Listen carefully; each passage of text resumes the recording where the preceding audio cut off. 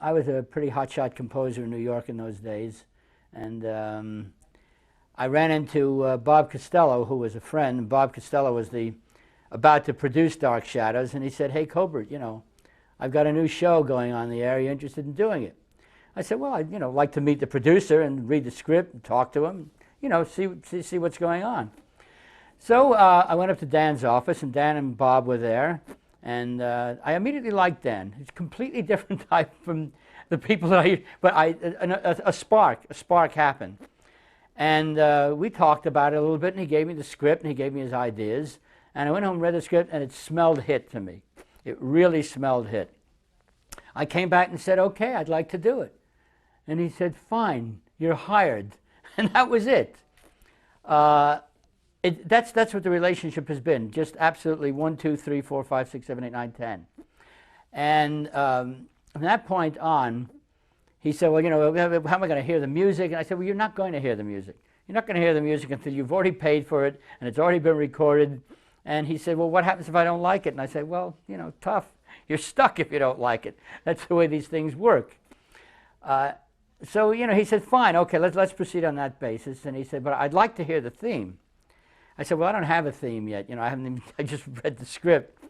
And I said, "The way I prefer to work is that I would like to start writing some of the backgrounds and get myself immersed in this spooky scene here, in this Dark Shadow scene.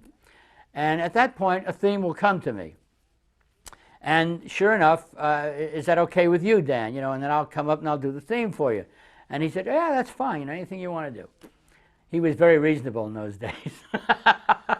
He still is, actually. He's a terrific guy to work with. And sure enough, one morning I was shaving there at my apartment in New York, and in came the theme. Ba-da-dee, ba-da-da-dee, da-da. There it was. And I said, "This sounds absolutely right." So I called Dan and I said, "I've got it." And he said, "Well, how am I going to hear it?" And I said, "Well, you want to come to my studio?" And I thought, "No, I don't want my studio playing it on the piano. It's not anything that should be played on a piano. It's not, it's kind of a weird thing." I said, "I'll come up to your office." And he said, "Well, you're going to bring a band up or something?" I said, "No, I'll just come up and I'll do the theme for you." So I get up to the office, and Costello is there. He's sitting on a sofa, and Curtis is there. He's putting golf balls. He was a great golfer. And maybe he still is, for all I know. And he said, "Okay, what is it?" So I said, "All right, just open your mind." And it's a low flute and a high wee thing going on. And it goes.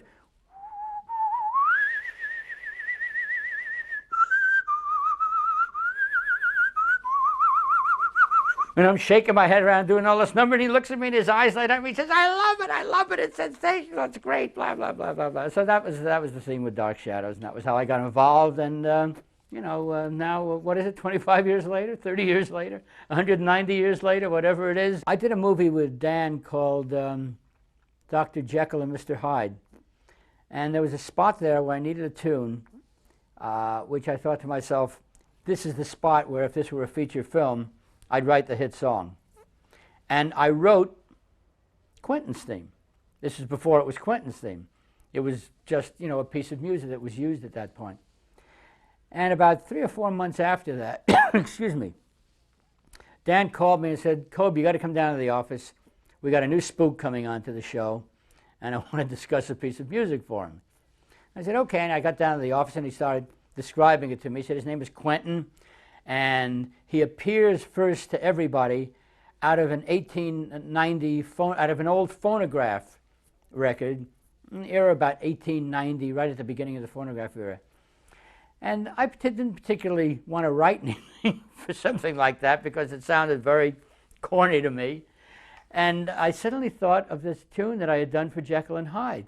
And I thought it would be perfect, and I knew that Dan loved it. And I said, "What about the thing that I did for Billy Whitelaw and Jekyll? Dee-da-dee-da-dum, dee-da-dee-da-dum." And he said, "Great, I love that. That's just great." He said, "Let's do it." So I went to a studio. I had originally recorded on violin and piano. And I went to a studio and took out all the highs and made it sound, added scratch and made it sound like an old phonograph record. And the rest is history. It went on the air, and there were immediately thousands and thousands of letters, and it became a recording, and it became a major hit for us.